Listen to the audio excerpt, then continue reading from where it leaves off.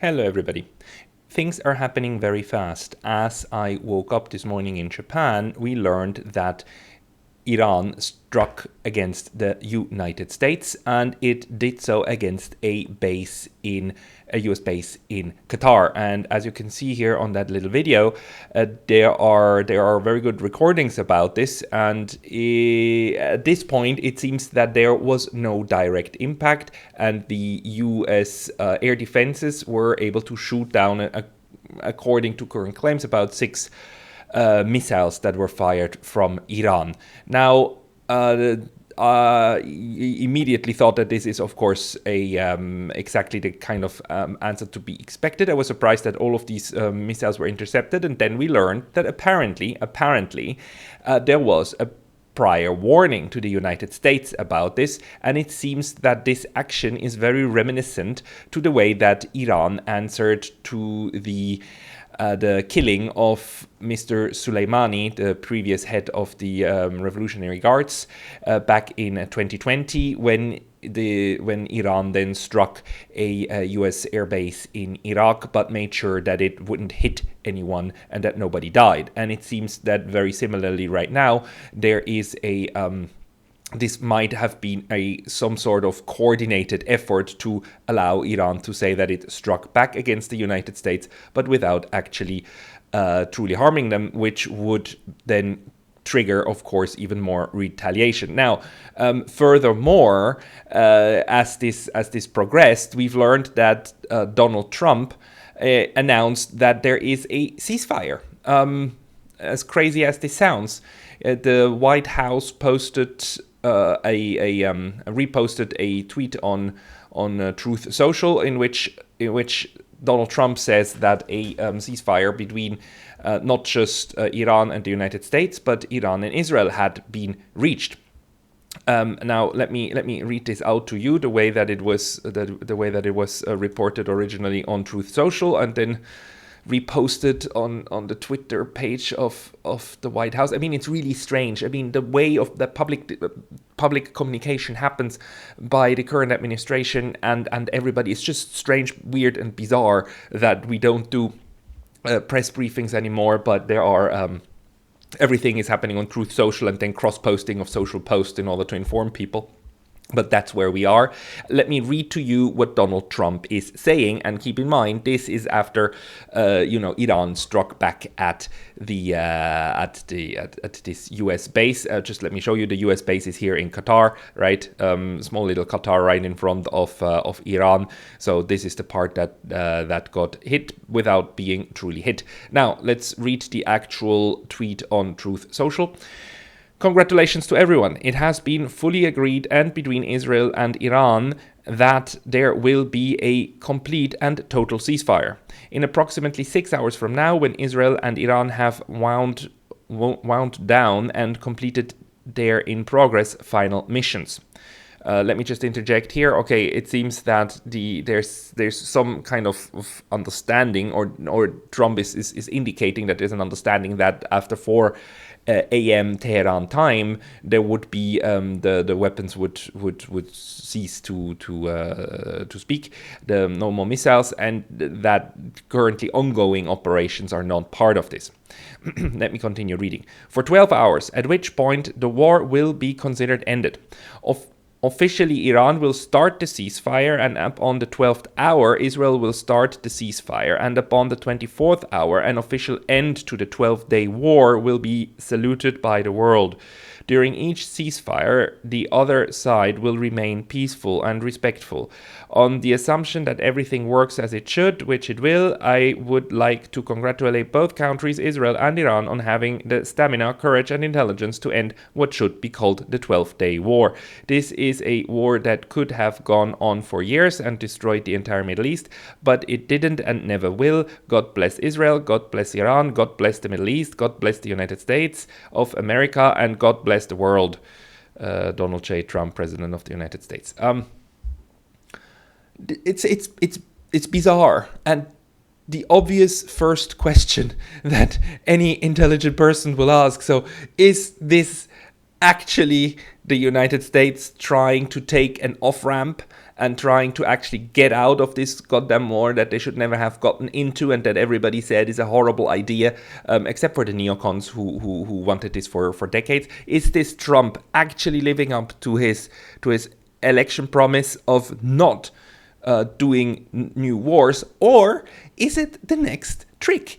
Is it the third trickery in a row of trickeries? Is it another ruse in order to somehow get the Iranians to stop firing at Israel while Israel is being pounded, and then just prepare a counter strike, and even mightier counter strike for when Iran actually then stops its aggressions, its counter strikes is what I want to say.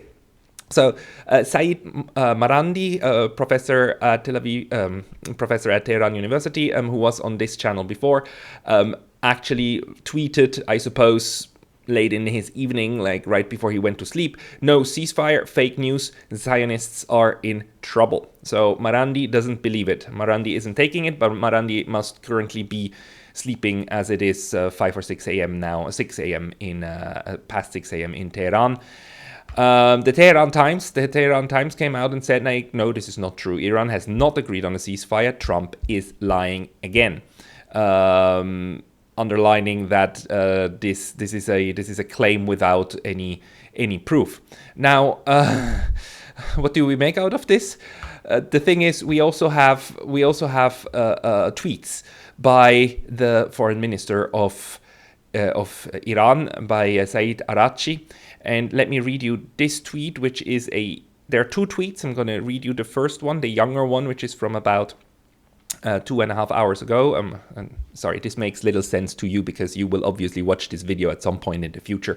So two tweets that he set off probably before going to sleep, or if he sleeps at all tonight. As Iran has repeatedly made clear, Israel launched war on Iran, not the other way around. As of now, there is no agreement on any ceasefire or cessation of military operations. However, provided that the Israeli regime stops its illegal aggression against the Iranian people no later than 4 a.m. Tehran time, we have no intention to continue our response afterwards. The final decision on the cessation of military operations will be made later. And then he sent off another tweet about 20 minutes later saying that the military operation of our powerful armed forces to punish Israel for its aggression continued until the very last minute at 4 a.m. Together with all Iranians, I thank our brave armed forces who remain ready to defend our dear country until their last drop of blood and who responded to any attack by the enemy until the very last minute. So this, to me, coming from the foreign minister, indicates that there was some form of understanding that 4 a.m. Tehran time was some form of cutoff, and that a order must have gone out to the Iranian forces to stop fighting, to stop operations at 4 a.m. Because otherwise the foreign minister wouldn't talk of the very last minute at 4 a.m. I mean, if there was no agreed on cutoff time. So despite all of my admiration for Professor Marandi, maybe this time it's true. We don't know. I mean, at least Arachi, foreign minister Arachi, seems to believe that, or seems to signal that there's an understanding. Whether that was a formal understanding, whether this was negotiated, or if this was just an offer from the United States, and that the Iranians are taking and are saying, like, good, let's try this, let's see if this will lead to cessation of hostilities. We don't know. We also don't know if the Trump administration is putting any pressure on Israel right now to stop, because obviously this whole thing here hinges upon whether Israel also will stop firing, right? If they don't stop, if they do what they did in Lebanon, if they do what they do in Syria, which is agree on a ceasefire and then just keep pounding the other party anyhow, and the Western media then keeps making headlines about Israeli strikes raise doubts about ceasefire, as if though those were not already breaches of the ceasefire, then that would also be a pattern. there's a clear pattern of Israel agreeing to ceasefires and then just breaking them blatantly and pretending that it is normal that during a ceasefire you still strike the other one, and then if the other one replies, then that's a breach of the ceasefire. I mean, that's the pattern, right?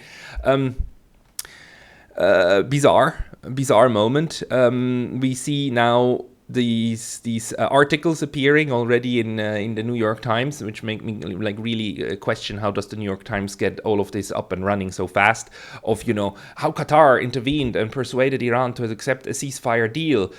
Diplomats say. I mean, this to me sounds a little bit like not a little bit, sounds very much like the New York Times trying to put on already the spin towards the US population that a ceasefire has been agreed and that, everything was like done very tactically and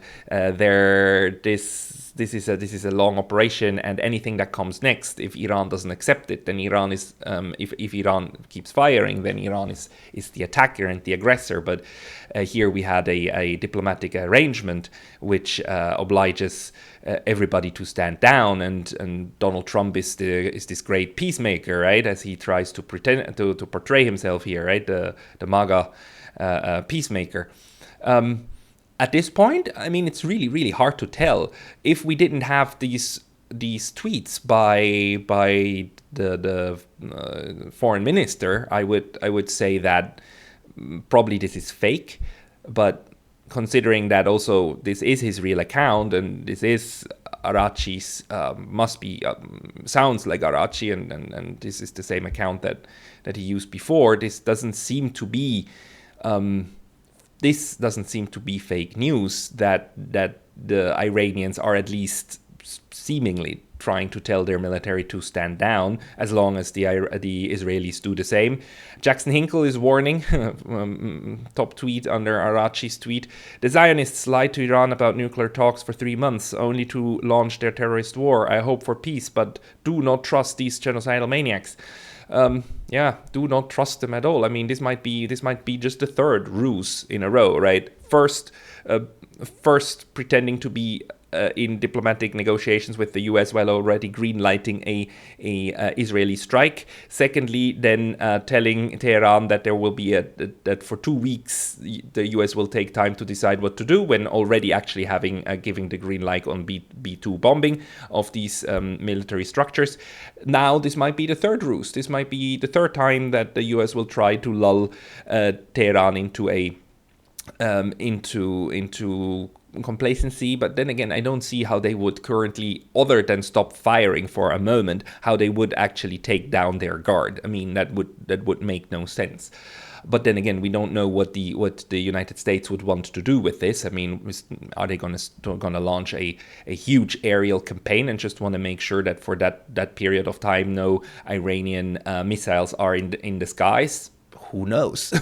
At this point, you cannot trust anything the United States says. Nothing. Zero. Nada.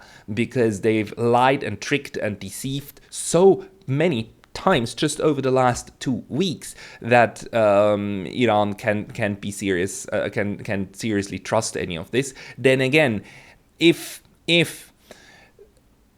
the United States and if Trump actually doesn't want this to be the next Gulf War, if he actually wants to somehow cater to his America First base that already lost huge amounts of trust in this man, then it would suddenly make sense why he now tries to take the off-ramp and actually even rebrand. The guy loves branding, right? He loves branding stuff. Rebrand what just happened as the 12th Day War. Of course, in allusion to the 6-Day War that Israel was fighting back in the past. So, I mean, at least for now, from this tweet and the way that he expresses himself, it seems as if though he wants to wind this down. Then again, we don't know if it's an olive branch in one hand and a dagger behind the other and just waiting until Iran reaches out for the olive branch. We don't know. It could be either of the two, 50-50. Marandi doesn't believe it. Jackson Hinkle doesn't believe it. Nobody who's looked at the last 2 weeks can just say like, oh, great, we're done with it. But I mean, I would hope it's true. I would hope it's true. Also, Trump saying like, "God bless Iran, God bless Israel." Okay, fine. God bless everybody. Sure, that'd be nice. The international media calls it dramatic days of diplomacy, culminates in Trump announcing Iran-Israel ceasefire. This is really also, of course, this role into which he wants to cast himself, right, as the peacemaker. A ceasefire is not announced by Iran and Israel; it's announced by the United States, a third party, right? The third party, just as the U.S. is the third party in the mediary in the war, in the Russo-Ukrainian war. All of these proxy wars of the U.S. proxy or whatever you want to call them, or coalition wars, are these days are then framed as the U.S. Going in between and forcing peace. I mean, this is at least again the image that he tried to foster of himself. So maybe for the sake of actually getting out of this quagmire very last minute, it might be true. And again, we've seen the repercussions already, right? The repercussions were huge. The Iranians thinking about closing the Strait of Hormuz, the Arab world and the global South denouncing not only Israel but also the United States for their blatant attack on international law and a sovereign state. The Europeans, they all rallied behind the United States, of course, but that was to be expected because they're satellites and not independent sovereign states. They are poodles, and poodles follow what their master says. So that was normal. But the free world, the global South, they didn't want this. They were not happy with it. Pakistan was not happy with it. The blowback was tremendous. And yesterday, by the way, even the Japanese and the Koreans indicated that, look, after this, they're not going to join the NATO summit anymore, which is going to take place today and tomorrow in Europe, in the Netherlands. Ishiba said he would skip, and when I say the Japanese won't take part, that's technically not correct. They will still send a delegation, but it will not be on the highest level. Ishiba will not be there, and the new president of South Korea won't be there, so there will be no summit meetings or sideline meetings between them and Trump and them and the other leaders. So this is a clear way for Japan and South Korea to indicate their displeasure, their very strong displeasure with somebody that they also consider their ally, right? The United States is an ally of these two states, but this is the first time the Asian allies are actually publicly displaying very, very strong displeasure at what's going on, and that this NATO that they want to avoid at this point in time to be seen as in one row with the other satellites of the United States. So being I know that South Korea and Japan are deeply integrated into the US military system in the Pacific, but politically they do not want to be seen as the same type of poodles as the Europeans are. They did not issue these statements either, by the way. The Europeans, Kaja Kallas and also the Canadian Prime Minister and Australian Prime Minister, they all issued these statements saying like Israel has the right to self-defense, and the United States in these attacks took out a grave danger. I haven't seen any such statements from the Japanese or the South Koreans. So it seems that the Asian part of the US alliance systems is maybe not crumbling, but definitely politically they are not on the same page as the warmongers in Europe and North America. So maybe all of this together gave Trump reason to rethink this, or his staff and the people immediately around him, especially also because he wants to brand himself as a president of peace. I am very sorry to say that, but only time will tell. But the fact that we have an official statement from the Iranian Foreign Minister makes me hopeful that this is at least a approach, that this is at least an honest effort to wind this war down. Also considering, of course, that this attack here could have been much more forceful. The Iranians could have used one of their hypersonic missiles, the ones that you can stop, and they would have gone through, and they could have actually targeted things. They could have killed American servicemen. So the fact that they didn't even try, whether or not they announced it, whether or not the Americans knew, and probably, I mean, it's possible that the Americans knew. It's possible that they were warned, because that's what happened before. So if that's the case, then this is actually the off-ramp to get out of the Third Gulf War and actually transform it into the 12-day war, as Trump already branded it. Hope for the best, and I'll send some updates in the future. Thanks.